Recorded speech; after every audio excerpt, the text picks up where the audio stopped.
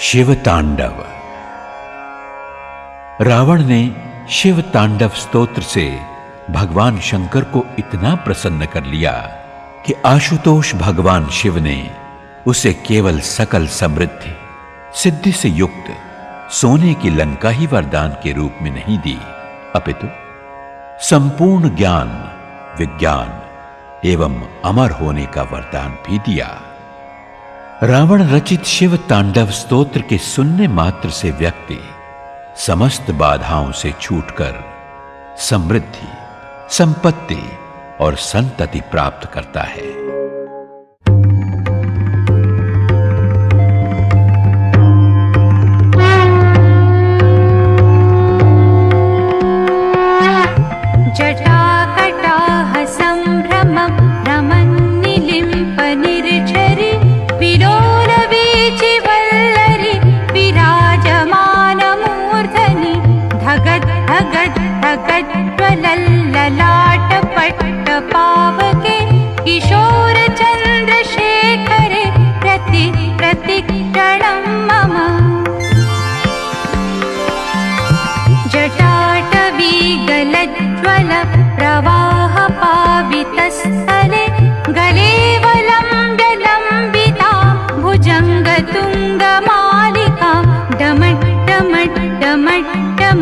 निनादवड्डमर्वयं चकारचण्डताण्डवं तनोतु नः शिव शिवम्।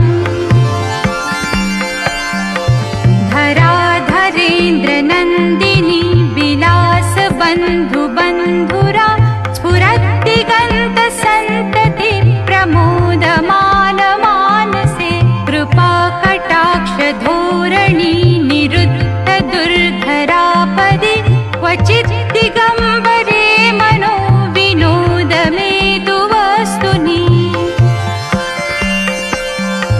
जटाभुजङ्गपिङ्गलस्फुरत् अणामणिप्रभा कदम्बकुङ्कुमद्रव प्रलिप्तदिग्वधूमुखे मदान्धसिन्धुरस्फुरत् त्वगुत्तरीयमेदुरे मनोविनोदमद्भुतं बिभर्तु भूतभर्तरी।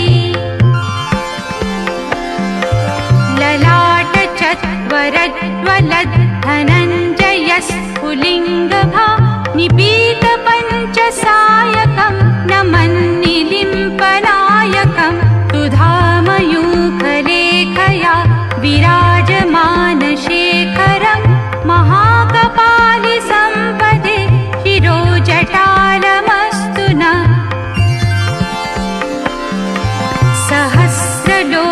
सहस्रलोचनप्रभृत्य शेषलेखशेखर प्रसूनधूलिधोरणि विधूसराङ्घ्रिपीठभु भुजङ्गराजमालया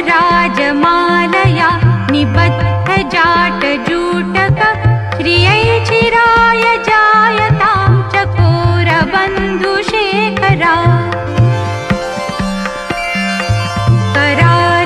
करालभालपट्टिका धगत् धगत् धगत् ज्वलत् धनञ्जयाधरीकृत प्रचण्ड पञ्चसायके धराधरेन्द्रनन्दिनी कुचाग्रचित्रपत्रक प्रकल्पनैकशिल्पिनी त्रिलोचने रतिर्मम।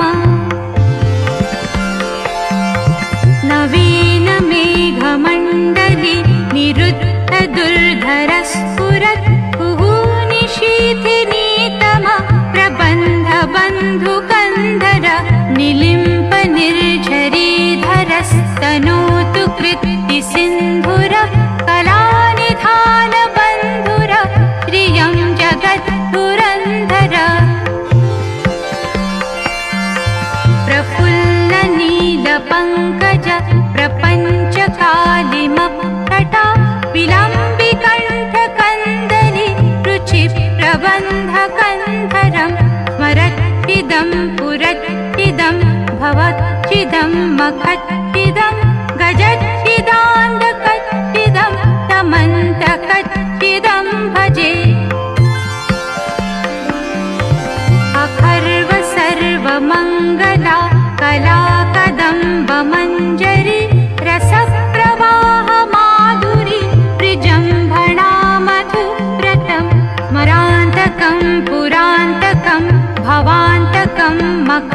कान्तकं गजान्तकान्तकान्तकं तमन्तकान्तकं भजे। जयत्वदभ्रबिभ्रम भ्रमद्भुजङ्गमस्फुरत् धगत् धगत् विनिर्गमत् करालभालहव्यवाट् धिमिद् धिमिद् धिमिद् ध्वनन् मृदङ्गतुङ्गमङ्गल ध्वनिक्रमप्रवर्तित प्रचण्डताण्डव शिव। दृशद्विचित्रतल्पयोर्भुजङ्गमौक्तिक रजोर्गरिष्ठरत्नलोष्टयोस्सुहृत् द्विपक्षपक्षयो ऋणारविन्दचक्षुषो प्रजामही महेन्द्रयो समं प्रवर्तयन्मनः कदा सदा शिवं भजे। कदा निलिम्पनिर्झरि निकुञ्जकोटरे वसन् विमुक्तदुर्मति सदा शिरस्थमञ्जलिं वहन् विमुक्तलोललोचना ललामभाललग्नक शिवेति मन्त्रमुच्चरन् कदा सुखी भवाम्यहम्। निलिम्पनाथनागरी कदम्बमौलिमल्लिका निगुम्फनिर्झरन् मधुष्णिका मनोहर तनोतु नो मनोमुदं विनोदिनी महर्निशं परश्रिय परं पदन्तदङ्गजाद्विषाचय।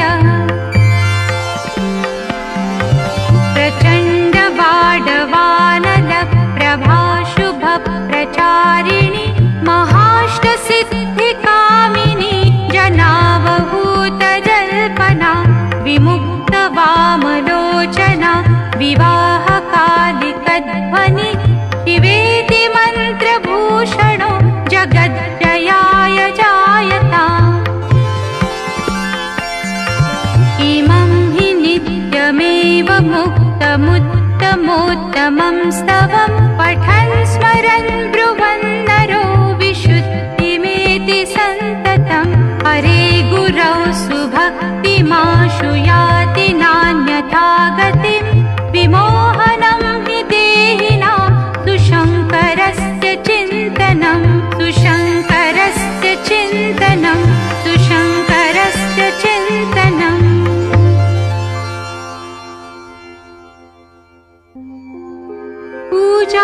पूजावसानसमये दशवक्त्रगीतं यः शम्भुपूजनमिदं पठति प्रदोषे तस्य स्थिरां रथगजेन्द्र तुरङ्गयुक्ता लक्ष्मीं सदैव सुमुखीं प्रददाति शम्भुः। इति श्रीरावणविरचितं शिवताण्डवस्तोत्रं सम्पूर्णम्।